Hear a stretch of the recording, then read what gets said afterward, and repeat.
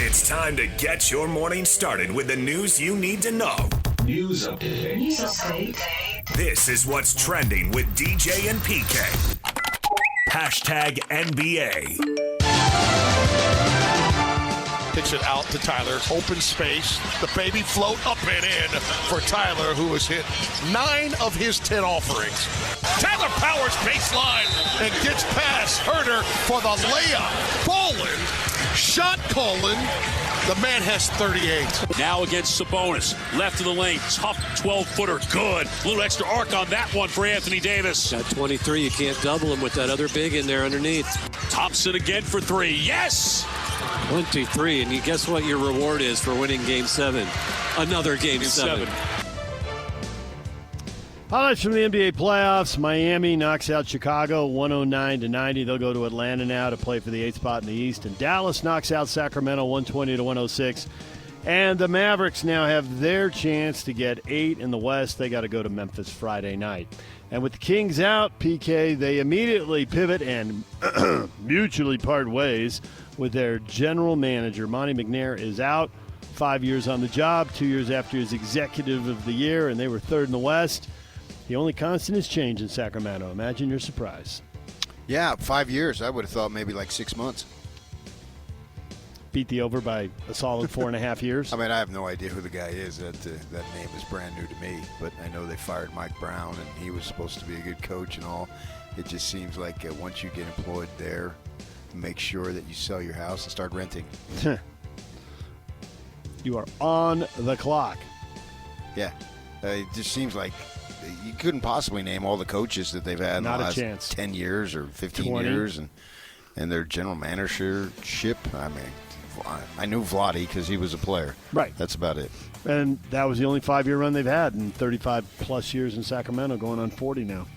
Terrible decade, 5 good years, 2 terrible decades. But, Tyler Hero for Miami had it going on, and he's a decent player. And I just looked it up. He was drafted 13th. Yep. So there's players out there, man. You got to find them. New Orleans Pelicans Executive Vice President of Basketball Operations Joe Dumars' vision for the franchise as he takes over is that, quote, there's a lot of talent on the roster. And we want to build a disciplined team that's built on toughness, smart decision-making, and a no-excuses mindset. And we're going to make the fans proud. Nice. They all say the same thing. Yep. Well, he played on 2 championship teams that were disciplined and they were tough. And they did make smart decisions. So try to recapture that. Right. And if they play like that style, they'll be calling the G League up at the start of the second quarter because the other guys will foul out. That's smart decision-making. You can't foul like he used to. Common foul. Man, they would be going to Secaucus. They would wear out a path in the hardwood. Be a groove in the floor. Yeah, the guys at Secaucus, leave us alone, man.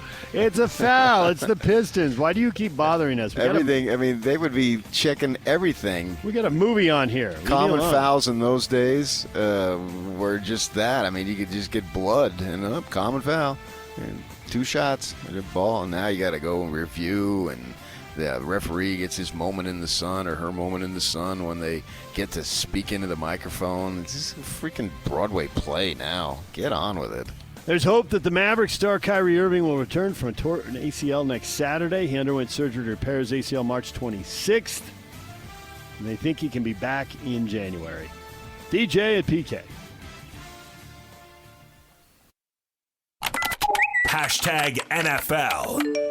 Travis is a unique individual. Again, Dave said it at the owners' meeting. You got to watch a lot of plays on him. So he's fun to watch. It's unique that, the ball skills, the route ability, and then also the ability to go to the other side and, play corner. Like, you just don't see that very often. A lot of times if these guys can't catch or they can't play receiver, then they get moved to DB. But, this guy can do it all. So he's also, he's a great kid. So it'd be hard to keep him off the field. And, he's motivated to play both ways. So, again, you always worried about the length of the season, with the NFL 17 games and training camp, and you're just, if he gets hurt doing something that he's not doing full time, you're going to kick yourself. But he's a unique athlete that I think will be able to do both.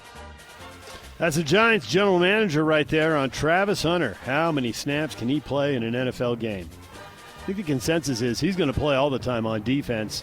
And then offense, it'll be interesting to see how many snaps he gets his wide receiver. Sure, he'll get some. Why not get many? Everyone. Why not get many? Why not? Why not give him any? Many. Oh, many. Yeah, why not? Because he'll wear out and get hurt and get worn down and lose the explosiveness that makes him special over the course of all the games they were just talking about and Really? all the practices. You don't know that. Nobody knows anything. That's why everybody's going to watch to see what Hunter can pull off, to what degree. The Washington Commanders nearing a deal to move back to D.C. with a deal worth more than $3 billion and build a new stadium on the old RFK Stadium site. Commanders moving home after wandering around Maryland for a while. Longtime Dallas Cowboy left tackle Tyron Smith signed a ceremonial contract with the franchise, formerly retired after 14 years. 13 years in Dallas, 1 season with the Jets, and 1 season with the Jets was enough to convince him that was enough of that. So he's all done. DJ and PK. Hashtag college football. The UCLA Bruins are the favorites to land transfer quarterback Nico Iamaleava. No, did I even get close, Yak? You did all right. Yeah, it's like Iamaleava. Say it again. Iamaleava. Iamaleava. All right. After his much publicized departure from Tennessee, UCLA would reportedly pay him less than the $2.2 million he was slated to make at Tennessee, before he opted to sit out amid reports that he wanted as much as $4 million in a new deal. No, that wasn't it. It was the offense. He didn't like the offense. Oh, okay, yeah. Sure. That's what they said, and they didn't like the offense. The offense that had the prior 2 quarterbacks got drafted. Josh Heupel, former Snow College Badger, sucks on the offense, and so you've been there for two and a half years, essentially, and now you don't like it? No, that doesn't really pass the sniff test there. But I hope he becomes a Bruin, because that's who the Utes play in Game 1. So that would add some more intrigue and drama to the game. Would absolutely. First off, just because it's 2 teams from Power Leagues playing the first week, there don't tend to be a lot of those games. And then second, when you add in this little soap opera here, that's a bonus as far as putting eyeballs on the game. I agree, and the Utes have a new quarterback, and he's going to be different evidently from what they've had. There's all sorts of intrigue in that. Right out of the gate, that's just outstanding. So I'm hoping he goes there. It looks like he will. I mean, he's a Southern California kid, obviously, and so that would mean stay home. But his brother spurned them on the day of signing last year and went to Arkansas, so there's that. But what's that have anything to do with? This is about winning games. It's not, feelings don't matter. Pride, forget that. Whatever you can do to get your team better. Former Stanford coach Troy Taylor, former Ute offensive coordinator, released a statement about his firing in Palo Alto, taking issue with the findings of 2 separate workplace investigations conducted during his 2-year tenure. Taylor said he was not fired for cause and called coverage of the firing unfair. In his statement, Taylor acknowledged that both investigations were launched after complaints were made about his workplace behavior. Well, yeah, it does stink for him. I think the fact that he went 3-9 and 3-9. And then by not firing for cause, that means he can get paid. Mm-hmm. So that sort of leans in his favor. Well, wait a second here. You have an opportunity not to give me the money, but you're going to still give me the money, but you still fire me? And were you looking at that? I have no idea what happened. But from his angle, were they looking for reasons to fire him because Andrew Luck came in and you went 3-9, 3-9? If you went 9-3, 9-3, would you still have a job? It seems like we never used to hear these disputes, and now it looks like Northwestern has one of these disputes that's headed with Fitzgerald, that's headed for court. We know about Utah State, 2 people there disputing their firings, and now Stanford. Just can't help but think this is all happening as the money gets a lot bigger, PK. It's gotten a lot bigger. I don't remember this happening when the money was smaller. Just pay and get on with it, but now the money's too big to just pay and get on with it, I guess, or to walk away from it either. DJ and PK. Hashtag Major League Baseball. The 1-0. The pitch swung on high, fly ball. Right center field. Got some carry. It's going back, and there it goes. The home run. First one in a while. It's another home run for Aaron Judge, and the Yankees have retaken a lead. It's 4-3 New York. The 1-2 to Cal. Swung on, blasted left field. This is hit well. It is back. It is on its way, and it is gone. Cal Raleigh has done it from both sides of the plate. The fourth time in his career. Home run number 100 for Cal Raleigh. Ohtani hammers one deep right field, way up toward the pavilion, and near the roof, it's gone. Shohei Ohtani with a blast. And the show starts early tonight for the Dodgers. Home run number 6, and that is the equalizer. It is 1-1. The game is at second base. Breaking ball into right center field. It's going to drop. Byron Buxton takes the turn. Taylor runs over the top of the ball, and Byron runs into a dog pile as the Twins walk it off, and the Twins beat the Mets 4-3 in extra innings. Highlights from around Major League Baseball. You were just talking about what a star Shohei Ohtani is. Don't be late to the Dodger game. He's batting leadoff and going deep. Yeah, it's funny because, I looked at the game, so I was going to start at 8, and it was going to be on television. I thought, 8:15. I got to get to my television, make sure I'm watching. This is a true story. And so I get there, and the Rockies had scored 1 run, so it took a little longer. But he comes up in the first inning and hits a home run. I'm thinking that him and his greatness, it is the greatest accomplishment in sport consistently since Tiger Woods. The way he hits, or the way he runs the bases, or the fact he can pitch, or all those things combined?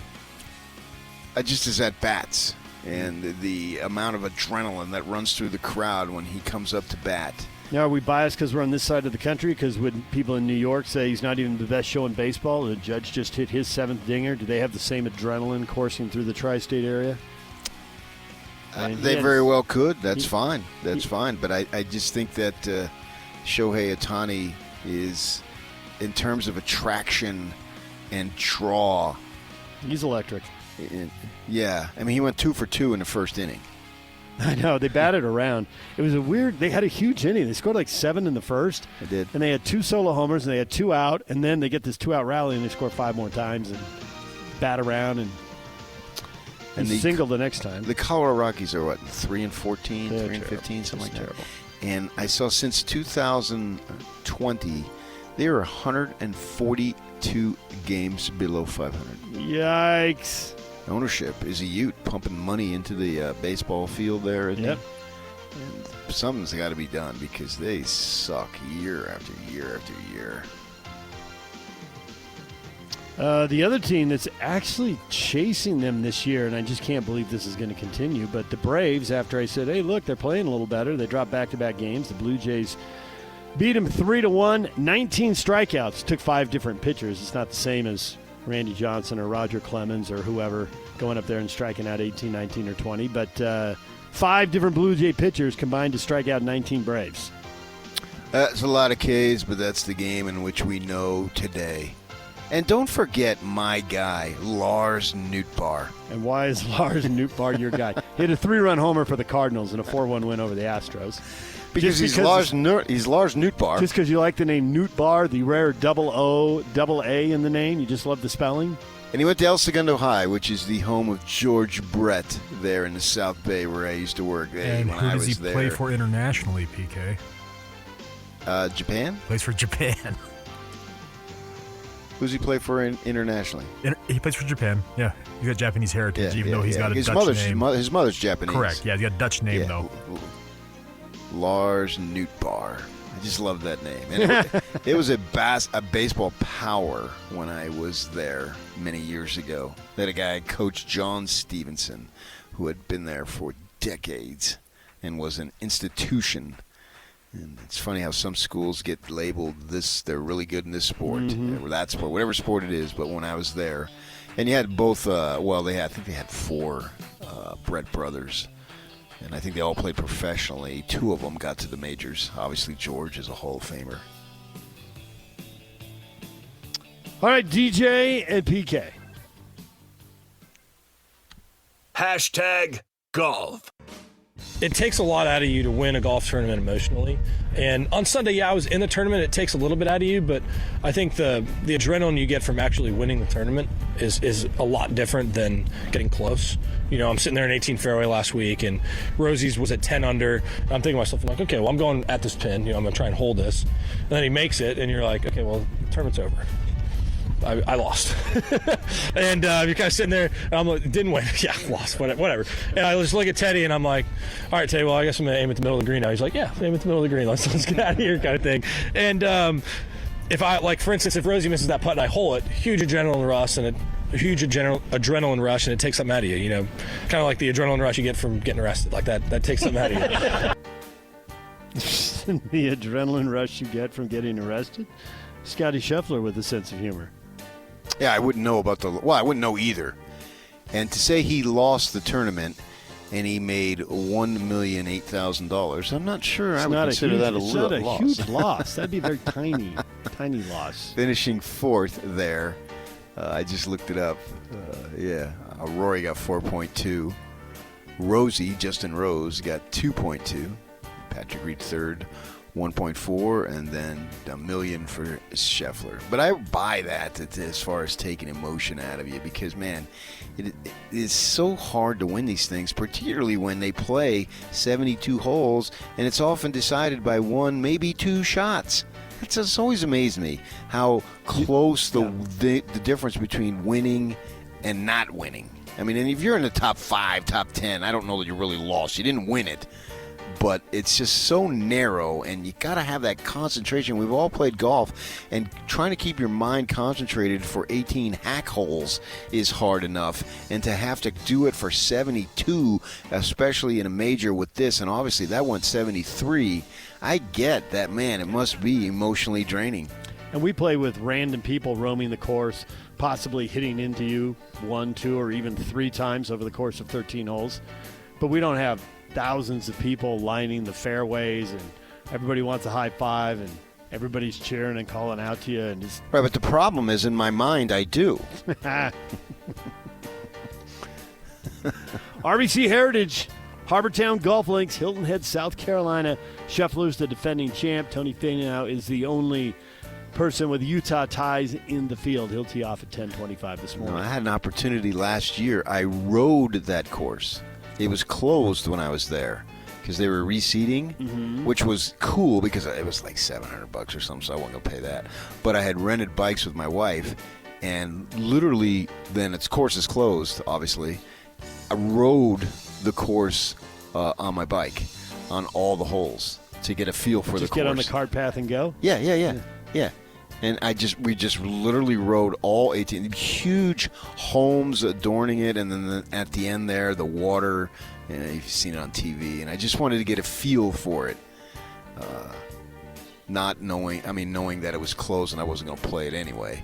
There was plenty of courses in the area that were far more affordable that I did play, but it's a beautiful course, and so I'm going to watch. I said next year, I'm going to watch it to see what triggered my memory as I rode my bike around the cart path of all the holes. PGA Tour suspended Wesley Bryan for participating in a Live Golf backed event 2 weeks ago. He does not have full tour status this season. He's only played in 3 tour events this year so far. What is trending? Brought to you by Shamrock Plumbing. There's no job too big or too small. Get the personal touch with Shamrock Plumbing. All right, coming up, we got the question of the day next. RSL head coach Pablo Mastroni is going to join us at 8 o'clock. And we are at the Delta Center today. Utah Hockey Club player exit interviews. You'll hear them starting sometime during the 8 o'clock hour and going through the rest of our show and continuing on throughout today. It's also an RSL Thursday, and we've got tickets to give away to see RSL in Toronto Saturday night, America First Field. We'll do that coming up in the 8 o'clock hour. DJ and PK, we will get to the question of the day next.